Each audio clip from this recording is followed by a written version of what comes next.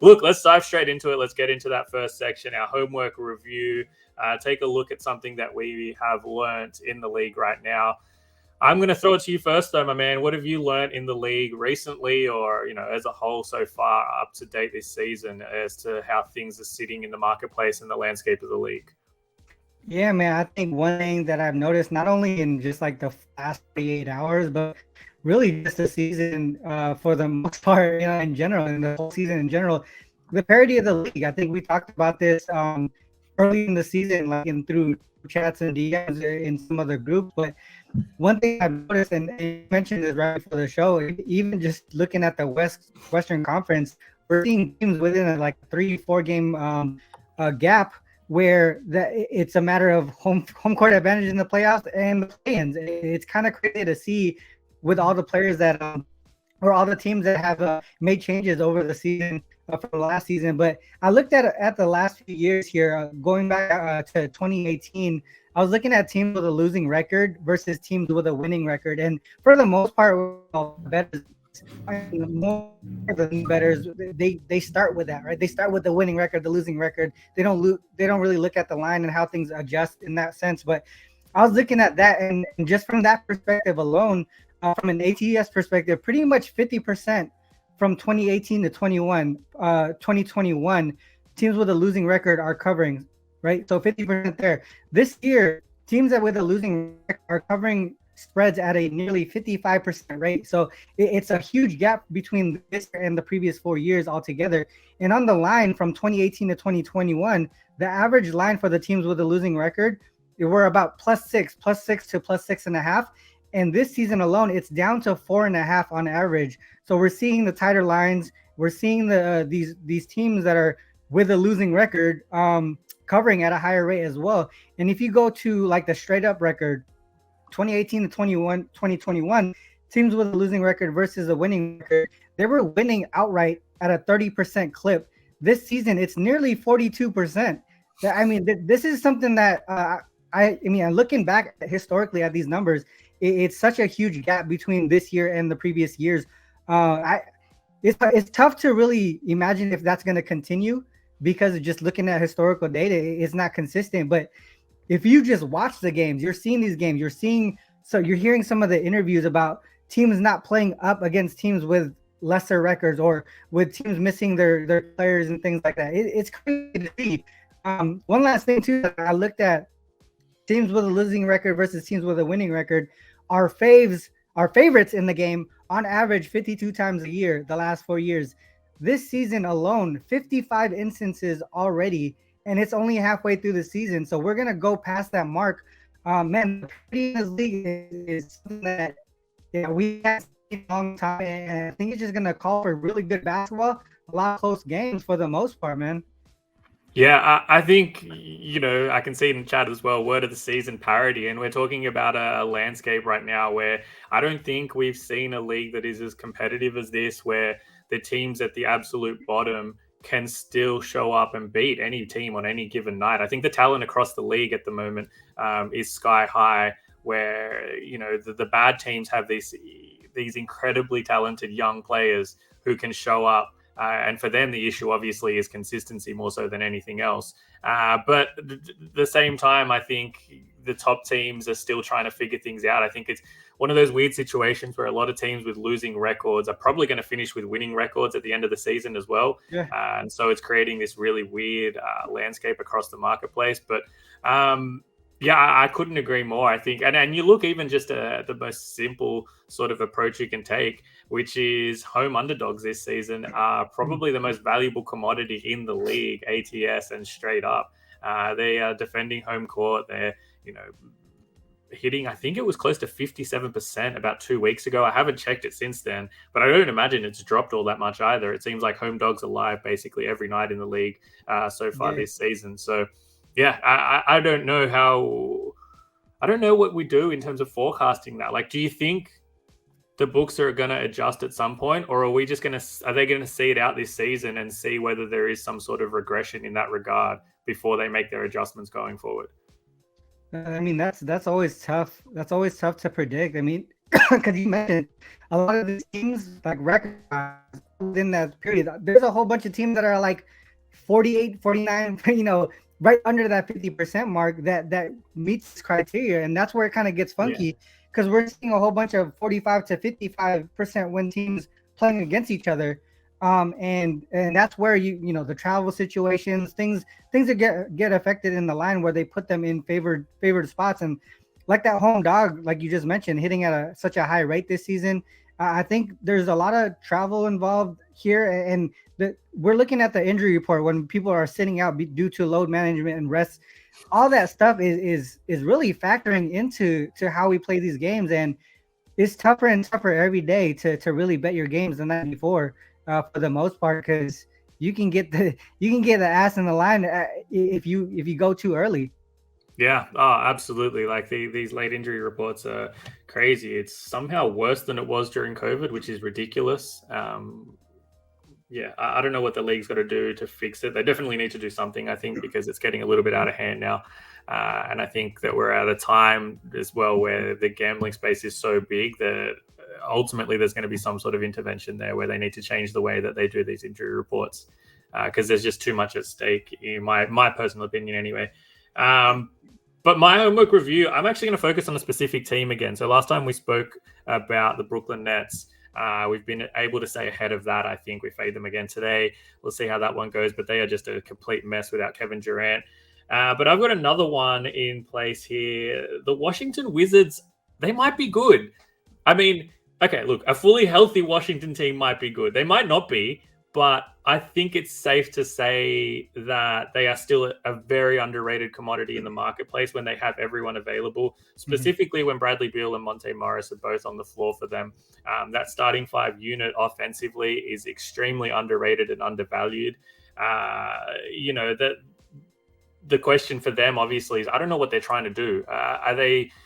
Are they going to try and move some of these trade assets that they have? Because they do have quite a few. I think Kuzma and Porzingis could absolutely garner a ton of attention and a really good return for them if they want to go down there.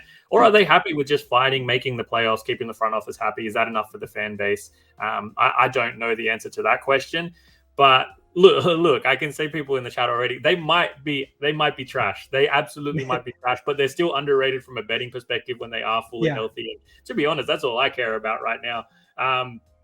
But you look at, like I said, Monte Morris, Bradley Beal specifically.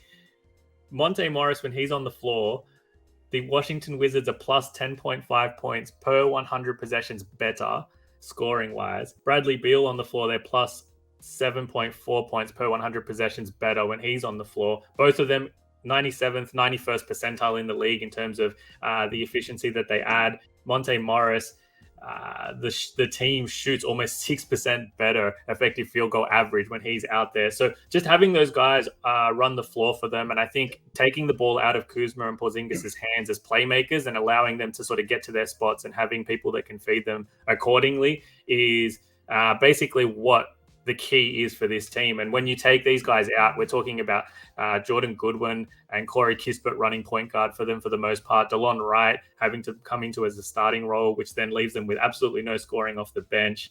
But again, like I said, when you look at specifically that starting lineup, you look at the Morris Beal starting lineups with Kuzma and Porzingis, they rank in the 95th percentile in points per 100 possessions this season for any starting lineup that's played at least 100 possessions together. That is incredible. And I think it really highlights just how underrated they are when they're fully healthy. Now, a couple of weeks ago, when they got everyone back after the tail end of that West Coast road trip, we made a really decent amount of money backing them against the spread, backing their team total overs. They then lost Bradley Beal again. They had Monte Morris hit a game here and there. Both those guys came back. We jumped on their team total over against the New York Knicks. That cashed again. And I think that this next week or two is going to be an opportunity to keep riding this team against the spread, keep riding their team total over, because the market just hasn't quite got a grasp on what they're capable of when they have everyone in there, just because their season-long metrics are really bad, and that's because they've had so many people out of the lineup for so long. Mm-hmm. So, Ronald, I'm going to ask you, are the Washington Wizards good, firstly? And secondly, is this a team you think that we can trust to betting on in the next week or so? I want to add one thing. You mentioned spacing, right? And especially with Monte Morris in the lineup. And you got to think about where he came from. the Denver Nuggets and how good they are in spacing. So I think he really just came from a really good organization that understood spacing, and he's bringing that to the Wizards. He's playing off ball with Beal. There's a lot of times where he plays off ball with Beal and also even Kuzma and stuff like that. So to me, I think he just makes the team better in general because he knows his role. He'll play point guard when he needs to. He'll space out when he needs to. And I think that's what makes their offense more efficient when he's on the court or in the lineup altogether. So I think that's one thing that you mentioned was that spacing, and that's what I wanted to add is the organization he came from. So for me, I think you're right. I think that they are going to be a play-on team, and a lot of teams, to me, that if we look at their first like 15 or so games, they were actually pretty good. They were really good. They were getting some wins. They were losing, but they were losing to top teams like the Sixers, the Celtics, and things like that. But once Beal got hurt, I think they were covering a few games, if I remember correctly, because when we were doing the breakdowns in some of the less cap shows, we would look at like, oh, how is this team doing without Beal? They were actually covering like the first 5 or so games. And after that, that's when they started to really struggle, was actually when Monte Morris got hurt as well. Or I think it was Monte Morris. Yeah. So it makes a lot of sense. I think as they get healthier, they're going to become more efficient as an offensive team. And they're going to continue to be a sort of a play-on team, especially at home. As far as like trade deadline, I can see things happening. I don't know. I mean, it's tough because they have they're under 500 right now. They've been playing a little bit better. I don't know if they're gonna sell. I don't know if they're gonna sell.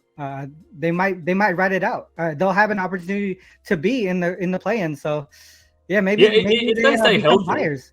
If they stay healthy, for me, it's a guarantee that they make the play-in if they stay healthy from here on out. But it's just, is that enough? Like, is that all they want? Do they just want to make the play-in, potentially squeeze into the playoffs, get bounced first round? But at least it's something for an organization that hasn't really had a lot to cheer about recently. And like something to build off of at least, right? Yeah. And like they're just in this weird situation now where if they win too many games in this next sort of 2 or 3 weeks, it's going to be too hard for them to catch those bottom teams in terms of, acquiring high lottery odds where, they're going to have to basically bottom out and hope that somehow the teams below them accidentally stumble across a win or two. But, they're just going to be in a situation where lottery odds, they're probably, that 8 to 10 range, which is still great, I think, in this draft class. But, if that's all you're aiming for, then you may as well make a push for the play-in and try to get playoffs reps under your belt, and then you can make a decision there going forward.